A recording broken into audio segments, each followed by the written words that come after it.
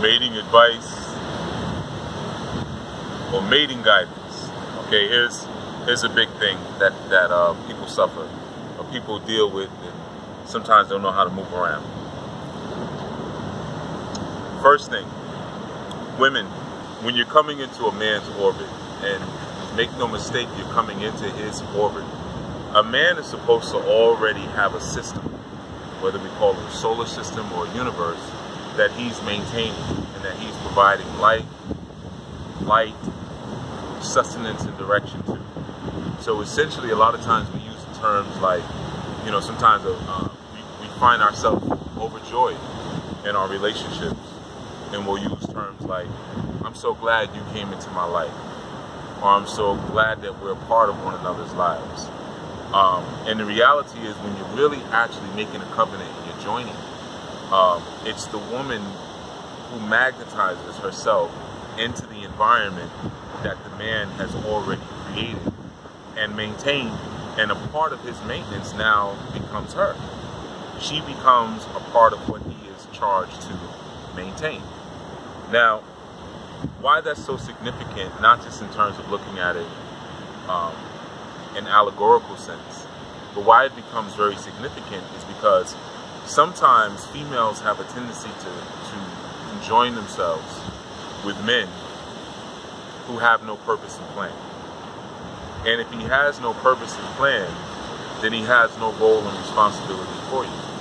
Ultimately, you're coming in to enhance and embellish upon what he's created, what he's designed, even if that design only exists here. This is where the kingdom is. So even if it only exists inside of his kingdom, what you're doing is you're taking it and you're taking it from here and you're manifesting it outwards through your sacral chakra. But if there's no purpose here, if there's no plan here, then there's nothing for you to manifest. You know, you're proverbially just shooting blanks, if you will. So one of the first criteria that a woman should kind of satisfy when she's looking for a mating is, does he know his purpose? And it's okay to ask that question. Do you know your purpose? You know, do you have a vision for your life? Are you actively pursuing that vision? Because technically, if he has no life purpose, or let's say he doesn't know his life purpose, there's nothing for you to do.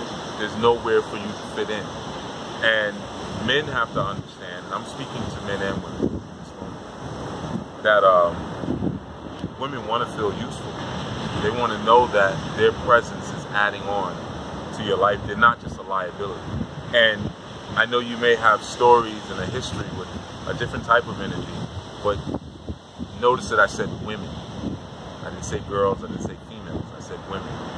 Women want to be in an environment where they're not only helping you get to the finish line, but knowing that you're carrying the entire solar system and they're a part of that engine that carries everything forward. So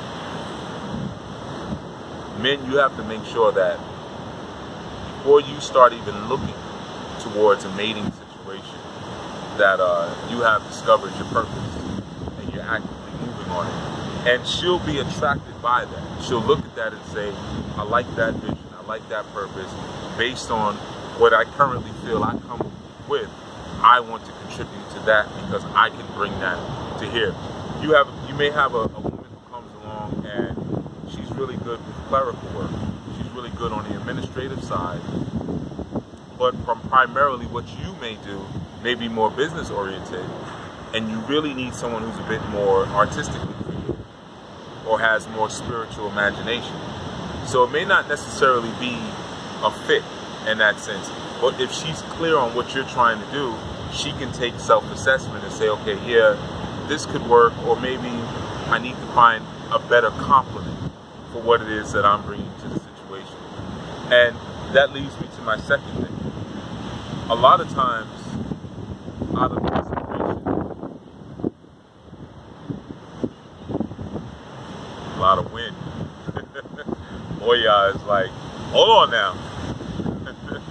Yuya is the entrepreneur. So Yuya is always going to let you know that I don't have to magnetize myself into anybody's anything. The only reason that I'm present is because I look at my relationship as an institution of learning. So I'm going to go to Ogun and I'm going to go to Shango, not necessarily because of where they can take me, but because where I'm already going and what they're infilling me with. So we hear you, boy, but can we get through this? So that leads me to the second piece, and that's dealing with a lot of times out of our own desperation, we overlook what I said in point number one. And what we end up doing is we don't look for that soul connection. And what happens is that when you have that soul connection, you know you're coming from a similar cloth or a same cloth, right? What happens is that person will bring out higher character. Now, sometimes they'll bring out higher character in you because of drama they may put you through. So your soul connector can be someone that you've had a tumultuous relationship with, or it could be someone that you've had an evolving relationship with. You can have more than one soul connect, you know. So a lot of times what will happen though in a relationship environment, you want to look at that person that pushes the highest cosmic morality from you. But a lot of times what we do when we don't have that connect, and there's two ways to kind of know. And not only are they bringing out my highest ideas, are they making me see that those highest ideas are a natural possibility, right? That's one thing. But the other piece is this. When you're connecting with someone on the soul level, you never have to force dialogue.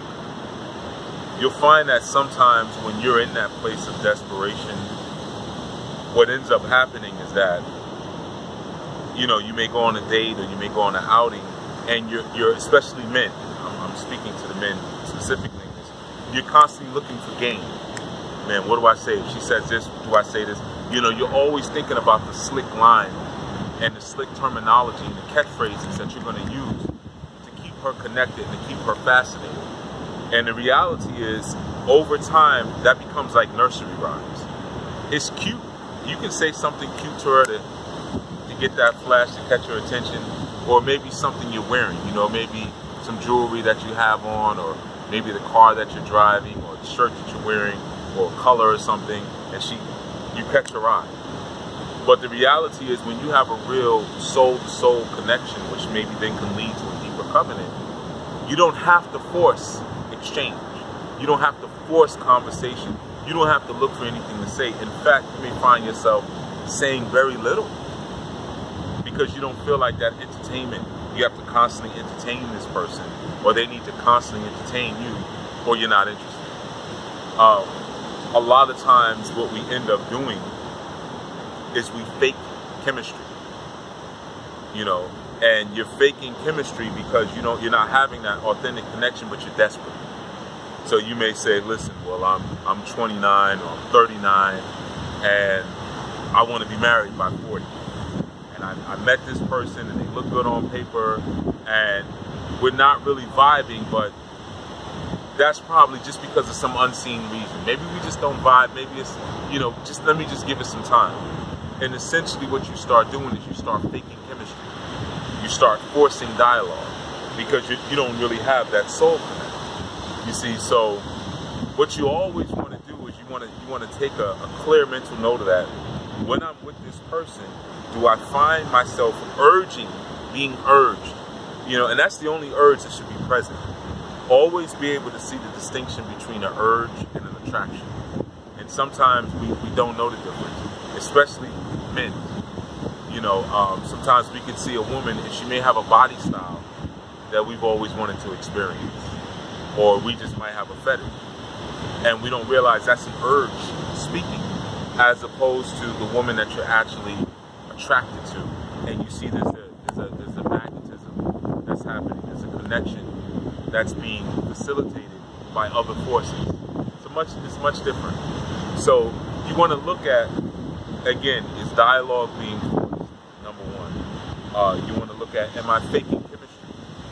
You know, and does this person urge the higher principles out of me? When I'm around them, do I feel like all the things that I imagine doing for myself and doing with my community, with myself, with them, can I actually envision? When I look there to the left of me or whatever, when I look at them, can I see them in that vision? Wow, if I was here doing this or here doing that, I can see this person here with me, and I can see that we actually got here together.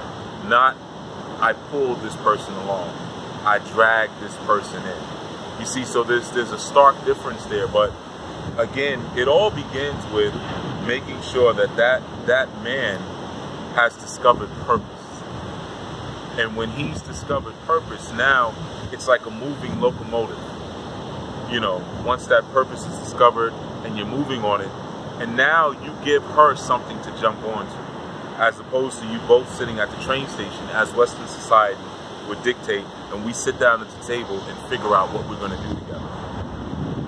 You may have women who've been socialized into that way and conditioned into that way, but deep down inside of her, that's not what she wants. She wants someone who has movement, who has purpose, who can help to shine and reflect purpose and the things that she has. Many women come with a lot of talents and gifts. Many. And they just don't know what to do with them. And a lot of times their confusion comes in like, well, listen, I can go this direction. I'm good with the clerical stuff. I'm really creative. I can sew, I can paint, I can sing, I cook, I do this. And they have all these different things they do, and they just like, but I don't know what to do first. So when you come with a vehicle of purpose, she can look at what train car to get on. That's me right there. And I'm going to lace this particular train car number 4, train car number 5. I'm going to lace it out completely. And this is going to be the space. But meanwhile, you're still moving. The locomotive is still moving. And she's beautifying the train. You just got to make sure that it's still going. She might even bring coal up to the engine compartment periodically. You know, I'm taking it back. But making sure that the engine is being maintained, the conductor is being maintained. But ultimately, you have to be moving. And if I can speak to you and say, well, brother, what's your purpose? And you say, man, I don't really know yet. And you shouldn't really be thinking about a mate. You shouldn't be thinking, you're not ready for a mate. If you haven't discovered purpose and are moving on it, you are not ready for a mate.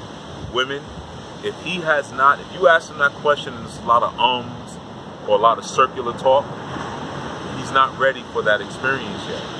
And it doesn't mean that, well, you know your purpose and you don't. It doesn't really matter if you know your purpose or not, because a true man is going to reflect the purpose into you. So as a sister, you may say, well, I don't know my purpose. It doesn't matter.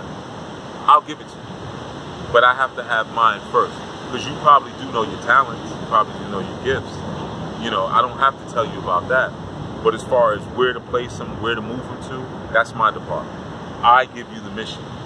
And then you come up with the tactics to fulfill the stratagem of said mission. All right, so that's our beachside trip for today. All right, Chief Yuya. Out. All right, we good?